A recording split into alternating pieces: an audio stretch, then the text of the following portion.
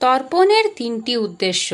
মানুষ মরার সঙ্গে সঙ্গে অজ্ঞান হয়ে পড়ে, তখন তার সুখ দুঃখের জ্ঞান থাকে না।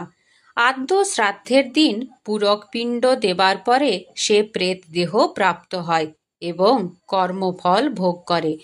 তর্পণের প্রথম উদ্দেশ্য এইটি।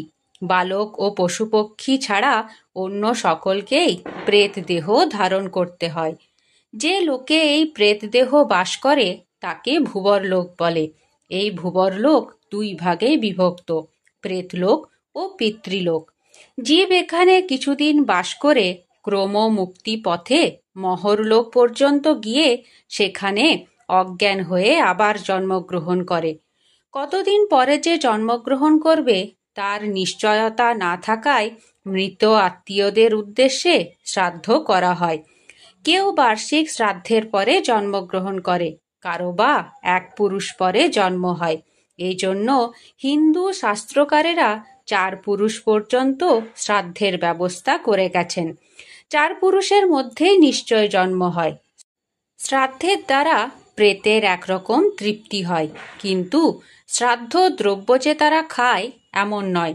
যদি তা হতো তাহলে কাঁচা খাদ্যদ্রব্য দেওয়া হবে কেন?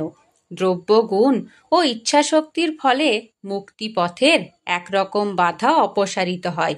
প্রকৃত মুক্তি নিজ চেষ্টা ছাড়া হয় না। স্রোতে ভেসে যাবার সময়ে যদি কোনো একটা পাতা তীরস্থিত তরু শাখায় আটকে যায় কিংবা কোনো ঘূর্ণিতে পড়ে ঘুরতে থাকে, তখন পাতাটিকে ছাড়িয়ে স্রোতের মুখে ঠেলে দিলে সেটা যেমন নির্বিঘ্নে স্রোতে ভেসে গিয়ে সমুদ্রে পড়ে, শ্রাদ্ধের দ্বারা তেমনি পরলোকগত আত্মার পথের বাধা অপসারিত হয়। দ্বিতীয়ত, আমরা পিতামাতার কাছে অনেক বিষয়ে ঋণী। তাদের সহায়তায় আমরা দেহ ধারণ করি, এমনকি তাদের রক্তও আমাদের শরীরে বর্তমান। শ্রাদ্ধ কীর্ত তাদের কৃতজ্ঞতা দেখানোর উপযুক্ত অবসর। আমাদের পিতৃঋণ হতে মুক্ত হতে হয়।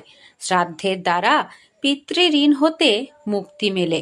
তৃতীয়ত, প্রতি বৎসর শ্রাদ্ধ তর্পণ করার ফলে নিজের মনে সংসারের প্রতি একরকম নশ্বর ভাব উদয় হয়। আমার পিতামহ, প্রপিতামহ প্রভৃতি পূর্বপুরুষেরা আমাদের মতনই সংসার করে গেছেন। আমরাও একদিন চলে যাব। শ্রাদ্ধকালে এই ভাব জাগ্রত হয়। শ্রাদ্ধের দিনগুলিতে নিষ্ঠার সহিত কঠোর ব্রহ্মচর্য ব্রত অবলম্বন করতে হয়। তার ফলে চিত্তের মালিন্য নাশ হয়।